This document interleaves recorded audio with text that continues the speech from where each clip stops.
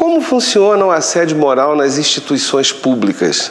Como isso é tratado dentro da Universidade Federal de Ouro Preto? Nós estamos no segundo programa com a professora Sandra Augusta de Mello, que tem graduação em Psicologia pela Federal de Uberlândia, mestrado e doutorado em Psicologia pela PUC Campinas e é professora e psicóloga da Universidade Federal de Ouro Preto. Eu sou Antônio Marcelo Jackson e nós estamos começando o nosso Consciência de hoje.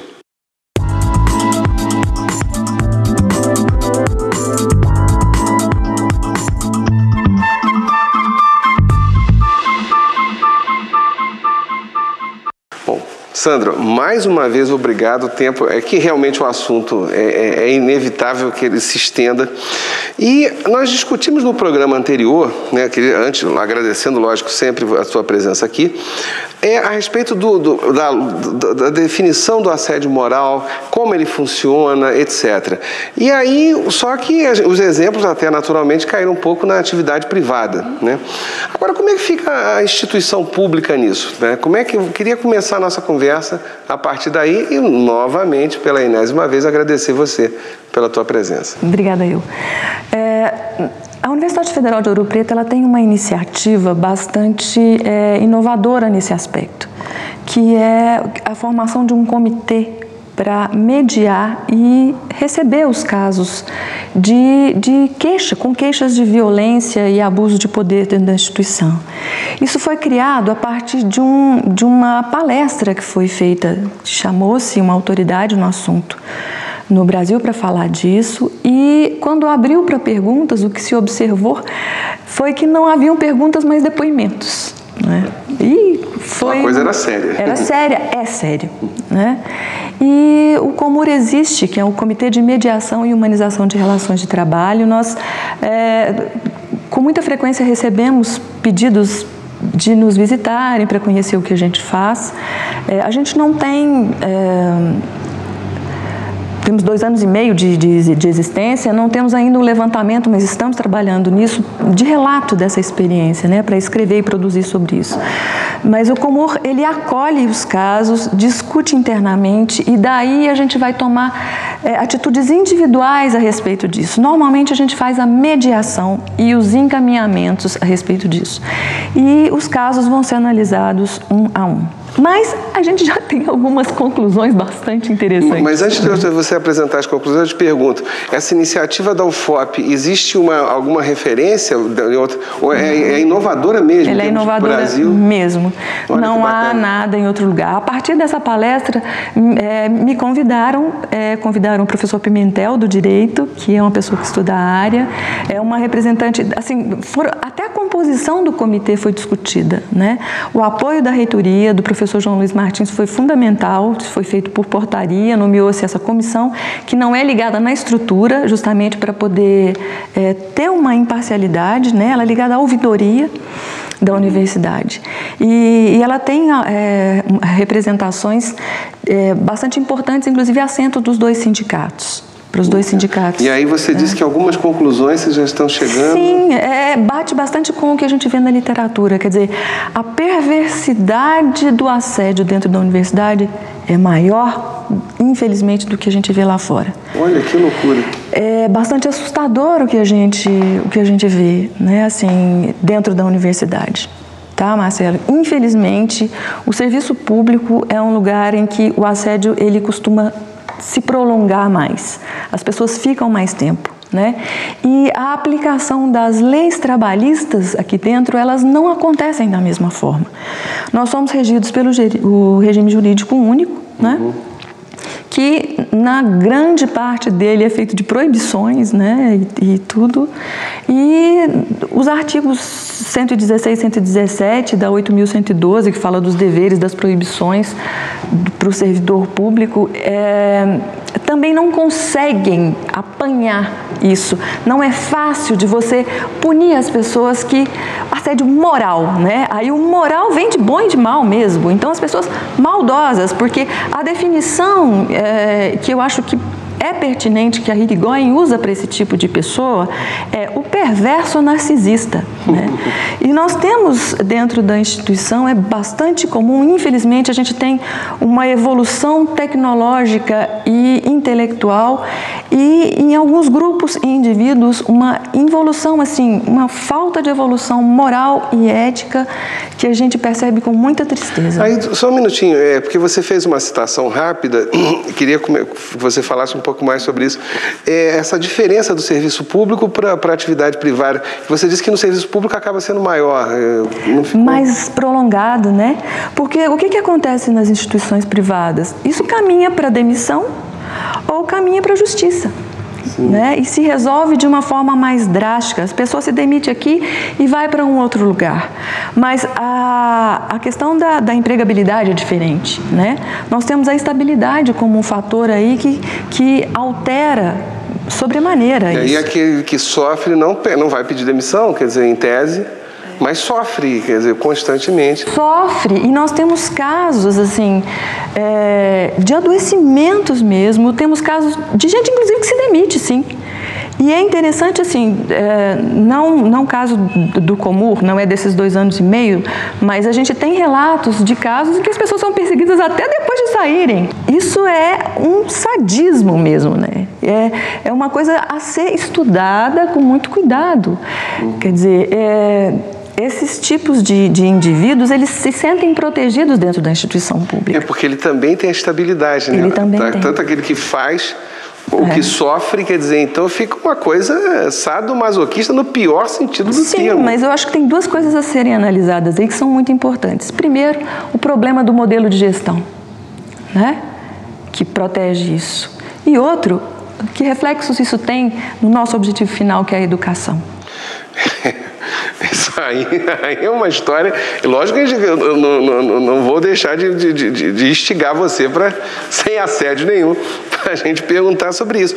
Porque a tua fala realmente é engraçado isso. Admito, sem constrangimento algum, de que não passava pela minha cabeça. Quer dizer, a gente sempre imagina que no meio privado, né, na parte das empresas particulares, o assédio seja terrível na medida que há um dono. Então o dono vai lá. E aí, no final, você está chamando a atenção para algo que, de fato, não passava pela cabeça. Quer dizer, tá bom, mas na empresa privada chega uma hora que até por sobrevivência, por instinto de sobrevivência, aquela pessoa assediada vai e pede demissão. Ela troca. Né? Agora, no serviço público, ainda mais num serviço público como o do Brasil, que dá aquela estabilidade tão sonhada pelas pessoas, né, de uma certa garantia e tranquilidade no trabalho, acaba que isso é pior, né? Porque os dois lados. Não, isso aí tá interessante. Gente, vamos dar um intervalo aí, tá? Ainda tem água para rolar debaixo dessa ponte, é só um minutinho.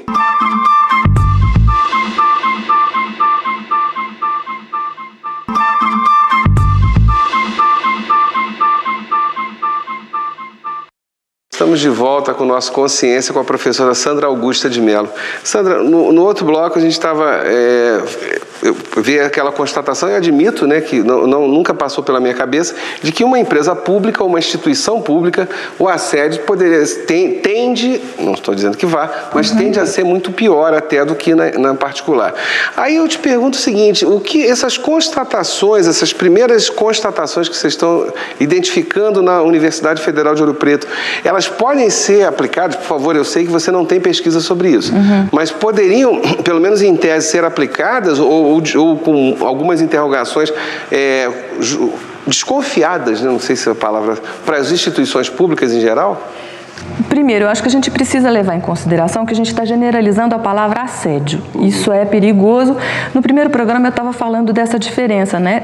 Nós estamos, na verdade, colocando vários tipos de violência no ambiente de trabalho sob a mesma palavra. E assédio é uma coisa que a gente caracteriza, é mais difícil de caracterizar e dá até processo, né? Essas outras formas de violência vão desde de algumas injúrias ou uma injúria até uma coisa que está mal resolvida entre as pessoas. A gente tem casos de atendimento que com uma reunião a gente consegue alterar substancialmente a forma de funcionamento. É bonito, lógico, porque a partir da queixa a gente reúne, né, e conversa, e as pessoas dizem: nossa, mas como é que a gente pode fazer? A gente não tem tempo de reunir? Tem, vocês estão aqui. O problema apareceu e vocês estão aqui conversando com a gente. Então, arrume tempo para reunir, né? Arrume tempo para conversar com as pessoas. Porque o que a gente identifica é que há muito problema de gestão. As instituições, elas são muito despreparadas do ponto de vista da gestão. Lá na empresa privada, e aí essa diferença é fundamental, a preparação dos gestores é prioridade, sempre foi. Né? Dentro das instituições públicas, não, as pessoas assumem a gestão como se todo mundo já nascesse administrador, já nascesse ético e pudesse, né, fazer isso com maestria. Né? Como a gente diz na ciência política, né? Baseado lá em Montesquieu. Você quer conhecer alguém, dê poder a essa pessoa, né? Que todo mundo que tem poder tende a abusar dele, né? Mas, enfim, desculpe te contar. É exatamente isso. E assim, dentro da universidade, o que a gente observa é muito parecido com o que a gente lê sobre as instituições públicas e até o que a gente ouve sobre as outras universidades. Então, por exemplo, troca de favores administrativos. A pessoa ocupa uma função administrativa de gestão e usa o que ela deveria... A pessoa assume uma posição de gestão para contribuir. Mas a verdade, Marcelo, é que isso não é valorizado. Você pega para ver se um docente ou alguém é pontuado por fazer bem uma gestão. Não, você só é pontuado, você só é valorizado se você publicar, se você apresentar, se você isso, se você aquilo. Como se a educação fosse só fruto disso. É porque aí o executivo está no lixo, né? É uma observação importante aí, porque pouca gente sabe que os professores, pelo menos nas universidades públicas, né, eles assumem em larga escala funções administrativas. Isso é uma coisa que de fato não aparece, né? Nem para avaliação, conforme você está dizendo, disse muito bem, nem para as pessoas em geral. As pessoas acham que um professor de uma universidade pública vai dar aula. Às vezes acabou. É até desvalorizado. Porque enquanto ele está fazendo gestão, ele não está pesquisando. Sim, é verdade. Né? E o chique é fazer pesquisa. Né? E, na verdade, as coisas não funcionam só com isso ou só com aquilo. A máquina não anda se ela não estiver bem azeitada. Né? Uma pessoa não pode pesquisar se não tiver a coisa funcionando direito. Sim. Então, isso precisa ser valorizado. Né? A organização por departamentos, será que isso é o melhor? As pessoas concorrendo. A gente assiste, por exemplo, não ouse pesquisar nessa linha é minha. Sim. Existe essa lamentável... Reúne, abrindo as portas, chegando gente nova e os que já estão na universidade há muito tempo. O choque do velho e do novo. Só por favor, só um esclarecimento. O Reúne foi o programa do governo federal que expandiu em larguíssima escala as universidades. Tanto as que já existiam, ou então criando outras, né? Só para você exato. Citou. E aí o que você está dizendo, aí chega essa quantidade de gente nova nas universidades cheio de gás, né? E aí as pessoas tomam um susto. Então os conflitos são inevitáveis. Toma água fria. E assim, e a gestão não está realmente preparada para isso. Né? Não está. O compromisso das pessoas com a gestão normalmente não é eticamente satisfatório com o resultado. E o que a gente vê muitas vezes é uma universidade que capenga em função disso. Aí você identifica, então, que o problema da gestão é que seria, não digo único, tá? Porque você já citou que tem pessoas que são psicóticas mesmo, né? Por natureza. Mas a gestão, ela contribui muito para que o assédio moral apareça. Para que a violência dentro do trabalho se realize. Porque tem aquele chefe aquela pessoa que grita, que só fala com a outra gritando. Aquele que acredita que tem o direito de se sobrepor às outras pessoas. E, na verdade, o que a gente precisa fazer dentro das instituições, e aí entra o trabalho preventivo do Comur, é dizer para as pessoas que ela tem o poder de dizer não a essas outras. De que todo mundo que entrou na universidade entrou pela porta da frente, está aqui porque passou num concurso, e que ela não pode dar a outra o direito de fazer isso com ela. né? Que a universidade precisa caminhar e evoluir para um estado de consciência em que as pessoas se respeitem. Porque, poxa, se não tiver isso, onde o nível intelectual das pessoas é melhor, onde é que vai haver? É aí que é assustador, né? No final das contas. Não, isso e tudo que você está falando, quer dizer, que a gente espera encontrar certas práticas de terror, né, em último caso, nos lugares, conforme você acabou de dizer, nos lugares onde as pessoas em tese são despreparadas, desconhecem as regras mínimas, não digo nem de civilidade ou educação, mas no sentido do acadêmico mesmo. Olha, as pessoas se comportam assim, o assado, portanto, se você fizer tal coisa, vai gerar tal e tal problema, né? E, no entanto, aí quando você vê que naquele lugar, que por excelência deveria ter o oposto disso, e você vê aquilo tudo colocando, parece que com muitas aspas, que a natureza humana é superior a qualquer conhecimento racional que as pessoas tenham, né? Ou tentem desenvolver, etc. Sandra, olha, eu queria agradecer demais a você esses 2 programas. Eu que agradeço. Lógico, então, até porque por tudo que você falou, quer dizer, vocês estão começando a levantar informações, daqui a pouco aí vocês vão ter que publicar, como são obrigados, né, como todo professor universitário. E aí, é claro, após a publicação, após a constatação, vamos ter que marcar um novo programa para aí já discutirmos todos esses detalhes aí. Muito obrigado mesmo. Eu espero que vocês tenham gostado, como eu gostei desses 2 programas, e até o nosso próximo Consciência. Tchau, gente.